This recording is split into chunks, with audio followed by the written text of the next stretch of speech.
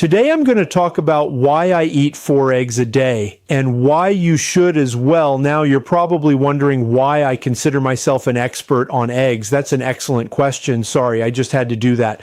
But it's primarily because I've been eating so many eggs for so many years that makes me an expert, but there's some really interesting information about eggs and why you should be eating more of them. Now the nutrition in eggs, first point I want to bring up is that you can't really tell how good an egg is by the color of the egg yolk. Well, at least recently, because they actually use synthetic coloring now that they give chickens to color the egg yolk on exactly what the farmer wants. And there's actually 15 different shades between yellow and orange that you can pick to determine what color your egg yolk is going to be. So unfortunately, the egg yolk nowadays doesn't really tell you about the amount of nutrition in that egg yolk. And they also use different colorings in the meat itself. So you can turn like a pale white color chicken meat into either yellow or a beige color. So apparently consumers demand a certain color of their chicken meat and their egg yolks. But if you're not using these color dyes and you look at the actual color of the yolk, you can tell how much carotenoids present in that egg. You can't tell the nutrition by the color of the shell, okay? Because they come in different colors. That doesn't give you too much data. The nutrition of an egg and a chicken is determined by how they're raised and what they're fed. And unfortunately, chickens nowadays just have absolutely no flavor. Like the chicken breast is bland, they actually have to flavor it. I'm not kidding. Next time you go to the store, look at the label for chicken breast and you're going to notice it has natural flavorings or even artificial flavorings because they're trying to make this tasteless, bland piece of meat taste more like chicken. So unfortunately, we have grown chickens for size and we want chickens that can grow fast because chickens are sold by the weight now. In 2015, cost of a chicken was like $7, okay? Now to me, that's actually pretty cheap because I mean, you have to grow the chicken, you have to take care of the chicken. How are you going to make any profit at all if you have to feed the chicken grain? And most of these chickens that are sold conventionally are fed grain. They're not allowed to go out and eat bugs or worms or any of that. But in 1948, the cost of a chicken was like $3. Now, if we compare that to the dollar now, it would be like buying a chicken for $30. And that is because the quality back then is much greater than it is now. Free range eggs versus cage free eggs versus pasture raised eggs. Now, before I get into the benefits of egg, I want to just quickly talk about different terms that they use for eggs. So you have freer range eggs, right? Well, what does that actually mean? Well, it means that they're not in a cage. They are cage free, but it doesn't really mean that they can go outside. It just means that they have access to the outside and they don't. Define access. It could be some small little hole in the barn that they never find. Also, the verification process on free range is not followed up with an on-site inspection. So there's a lot of gray areas when you talk about free range. And then when we get the cage free, it means that they're just outside the cage, which is a step up. And what about grade A? Well, that just means the shape of the shell is really nice and it has no cracks. So it's really just a marketing thing. Like I'm sure you never go home and go, wow, honey, I have some grade A eggs. They're perfectly round and they have no cracks. Then you have pasteurized eggs, right? That does not mean pasture raised, okay? Raised on a pasture outside, it means that they're heated, okay, which preserves them. It makes them last longer. And then you get a vegetarian fed, right? And yet this sounds very wonderful. Vegetarian fed means you're feeding them grains like soy and corn, which are GMO. So I would recommend getting organic pasture-raised type eggs. Now, what is better than that? Well, buy your eggs at a farmer's market, or if you have a little bit of space, Cass, raise your own hands and get your eggs that way. And these are the type of eggs that they produce.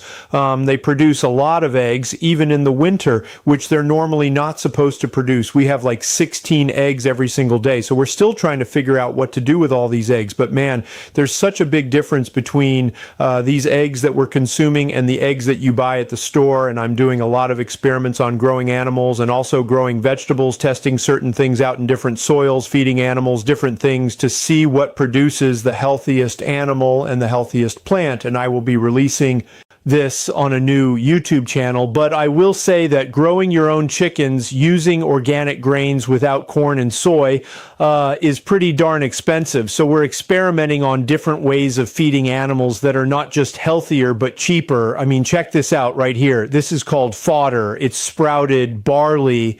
You start with a certain amount of barley seed, and then you let it sprout for 7 days, and it increases in weight by 7 times. This is like crack for your chickens. They love it. So I will keep you updated on that very, very soon. All right. So now egg benefits. Let's talk about the benefits of eggs and why you should be eating eggs. And just realize I don't eat my eggs for breakfast. I eat them at my lunch because I fast. Of course, it's a late lunch. It's probably around 2:30, maybe sometimes 3 and wow. So number one, the protein in eggs is superior. And what I'm talking about is the anabolic effect, which means the ability of that egg to help build protein tissues in your body. And the percentage of how much that egg protein is converted into body protein, like your muscles, your joints, and other proteins as well. So if we exclude breast milk, okay, protein is at 48%. So 48% is turning into the body tissue. If we're talking about meat or fish, it's only 32%. And when we talk about soy protein, that's like 177%. And as a side note, egg white is only 17%. When you add the yolk in there, you get more utilization, which is interesting. And then whey protein is only 16%. So what happens to the other part of this protein? Well, it's converted into glucose and used as fuel.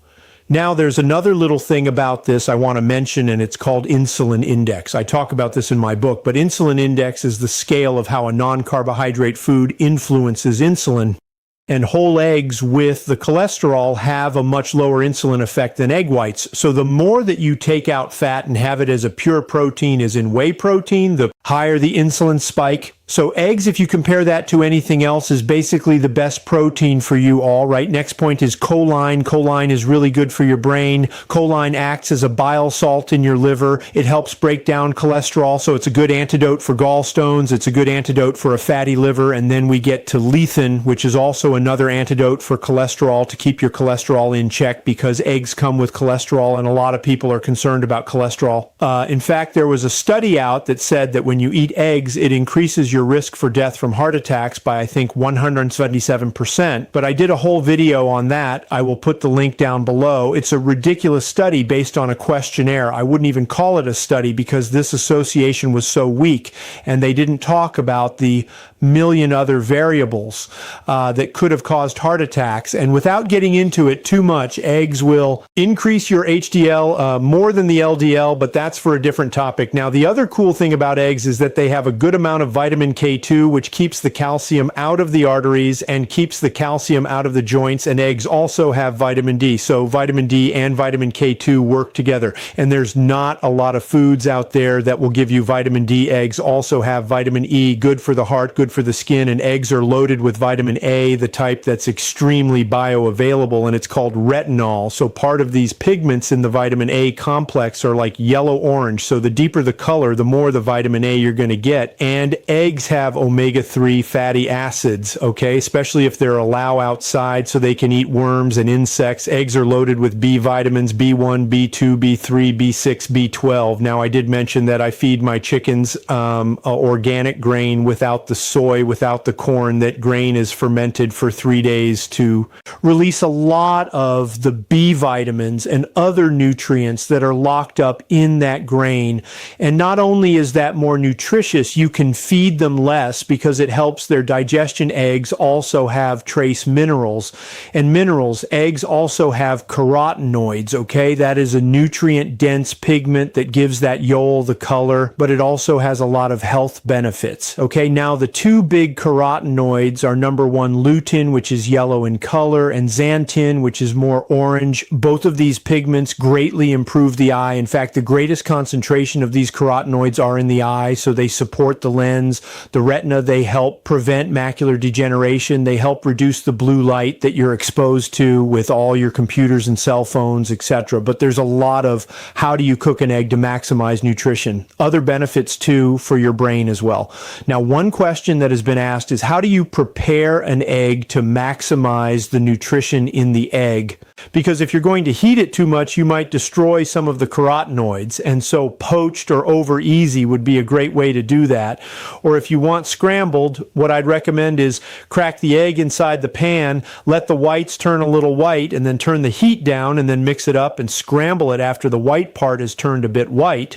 This allows you to preserve a lot of these nutrients as compared to taking your egg in a bowl and mixing it up and then putting it in the frying pan. So now that you know the benefits of eggs, if you're a small person, maybe you only have 1 or 2 eggs. If you're a larger person, have 3 or 4. And if you have any, check out my video on the cholesterol in eggs. Considerations about the cholesterol in eggs, you got to check out this video right here.